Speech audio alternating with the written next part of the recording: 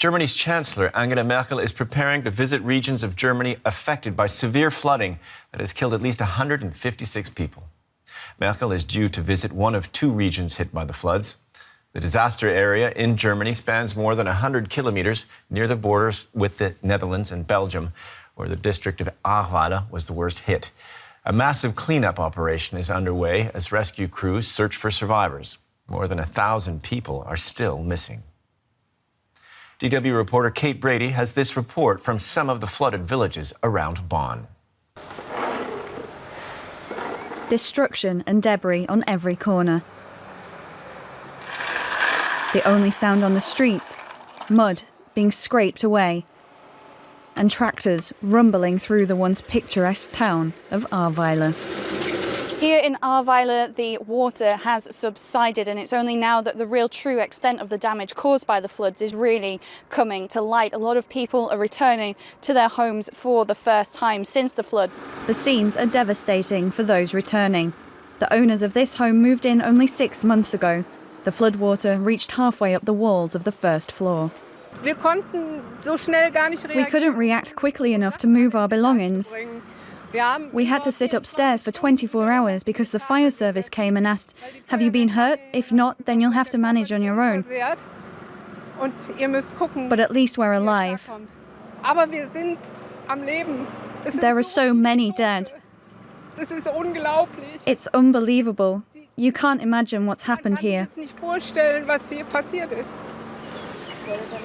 Volunteers, family and friends have travelled far and wide to Ahrweiler to help those affected. They're here clearing homes or supplying people with the basics. This morning I was handing out breakfast. Down by the river there was a family that couldn't come out of their house, so I got the supplies to them over the balcony via the garage roof. Many locals right now want financial help from the state, quickly and with as little red tape as possible. Further north, in Erfstadt, a donation bank at a school has been overwhelmed with clothes and food. The donations have stopped now because they just kept coming. It just became too much. There's definitely plenty of willingness to help. Some locals evacuated from Erfstadt this week are also being sheltered at the school. Many feel left in the dark. There should be an official from the city that you can talk to here, even if they don't have much new to say. But at least then you'd have the feeling that they care. We don't know whether we'll get in our house again at all. Can you even live there? Or is it all gone forever? For many of those affected, that question could take weeks, months, if not years, to be answered. And DW reporter Julia Saudelli is on the ground for us in Schuld, a town of 660 inhabitants. Julia, how's the situation there just a few days after the flooding? Yeah, where we're standing now, we're in the upper part of Schuld, of the town, and behind me one can see the devastation and all the destruction that the water has brought through the town. Some of the houses that were closer to the river have been completely swept away. Houses further back, further away from the water are destroyed up to the second floor. Some are completely gutted, filled with mud and debris. It's really a dramatic situation, and it's not only the destruction of things. The death toll has been growing still. The police in the area have said that only in the Ahrweiler area here where we are now, they have counted up to 110 deaths, and they expect the death toll to continue increasing. And they are currently searching the area with helicopters to try and recover any victims. Julia, German Chancellor Merkel is expected to visit the area where you are today. I'm going to come back to you in a moment, but we have some reaction from people dealing with this disaster there first. I think it's very important that our political leaders show up here. On one hand, to express personal sympathy, but also to get a picture of the situation on the ground themselves, and then, if necessary, to promise help. Financial help or government help via the Bundeswehr or via the Technical Relief Agency. If they bring shovels, buckets and brooms and lend a hand, I think it's fine that they come. But if they are just coming here to gawk, I don't think that's okay. then they should please stay away. And Angela Merkel, the German Chancellor, as we said earlier, is going to be visiting that town where you are now. You've been talking to people. What kind of reception is she going to get?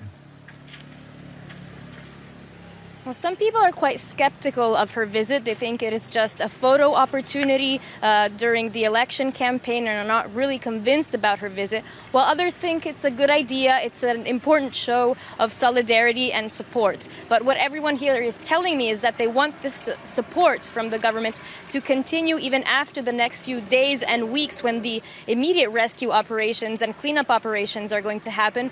People here know that it's going to take years probably to build their towns back up again, and they want the government to be there and support them. Okay, Julia Saudelli in Schuld. Thank you so much for that. And for more insight on the floods and how they may affect both Merkel and politics and the upcoming federal election campaign, I'm joined now by our political correspondent, Emmanuel Chaz. Thanks for being here. The Merkel's, let's say the party of Merkel's Christian Democratic Union has as its frontrunner Armin Laschet. He could be the next chancellor. He was, as we just said in the headlines, seen smiling during a somber speech by the German president about the floods. Explain this controversy. Yes, yesterday the German President Frank-Walter Steinmeier was presenting his condolences to the people affected. He was talking about how heartbreaking the situation was, not only for the people affected, but also for the entire country, for Germany. And then in the background, you had the front-runner candidate for the Conservatives, Armin Laschet, who also happens to be the state premier in North Rhine-Westphalia, the worst affected region, together with Rheinland-Pfalz, Palatinate. He was seen laughing in the background. So even though he promptly apologized and said that his attitude was inappropriate and that he wasn't laughing at the situation, well, this really irritated, to say the least, a lot of people. The video got 1 million views within hours yesterday, and this could be quite damaging for his campaign ahead of the elections. And would that perception of emotional disconnect really significantly hurt the Christian Democratic Union's chances, the whole party's chances, you think? Well, you know, it's not the first controversy since Thursday. He already was seen as being quite susceptible when journalists asked him about his environmental track record in North Rhine-Westphalia. And he said now wasn't the time and a place for political debate, yet he's a politician. So when then can you expect a debate on the question of climate change, which really is becoming more and more pressing? Also, you know, his track record in North Rhine-Westphalia is not very positive when it comes to environment. For example, he allowed coal mines to run up until 2038. Even if he came back on those declarations in May, you know, he's now the candidate for Germany to become a German chancellor. So he said that this phase out of coal mines, of coal energy could happen quicker, but he's not known as being a climate, an environmental policies maker. But it looks like the environment is being, the global warming, I should say, is being attributed as a cause of the flood, or contributing by almost all of the politicians in Germany. And since we're 2 months and a few days next to the next federal election, is it possible that this flooding and the tragedy in Germany will affect the outcome?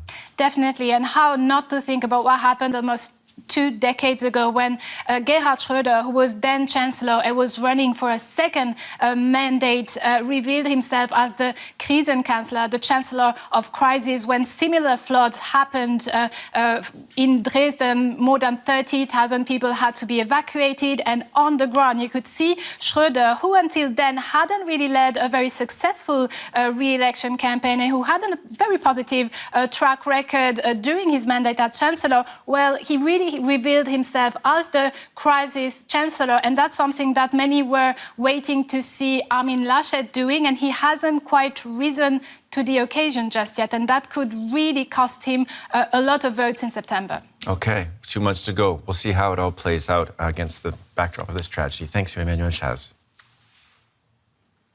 While some German towns begin to assess the damage and clean up, others further south are being hit by new flooding.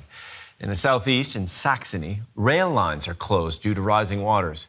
A state of emergency has been declared in parts of the state of Bavaria. Across the border there, in Austria, flooding and heavy rains are causing serious damage.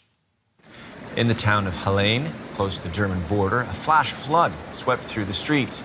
People living there had already been warned to be careful and to avoid going into their cellars and basements. Other parts of Europe have also been badly affected by the floods. Tens of thousands of people have been evacuated from southern parts of the Netherlands. And Belgium is also counting the cost. At least 27 people died there. The region around the Meuse River was the worst affected by what authorities are calling an unprecedented deluge of water. The floods have receded from the streets of Pepinster, leaving the mud behind. Residents are toiling to reclaim their homes, praying that the rain holds off. Days of heavy downpours turned this gentle stream into a raging torrent. Houses along the riverbank overwhelmed by the force of the water. Cars swept off the roads. Residents in shock. We've never seen anything like this before. I would never have imagined it. There's been a bit of water before, but nothing like this. We could never have imagined the water up to the ceiling. It's a catastrophe. European Commission President Ursula von der Leyen came to take stock of the damage. And she's promising long-term help. Of course, the European Union has been helping with helicopters, with boats, but I just reassured the citizens that we will, of course, be here also for reconstruction.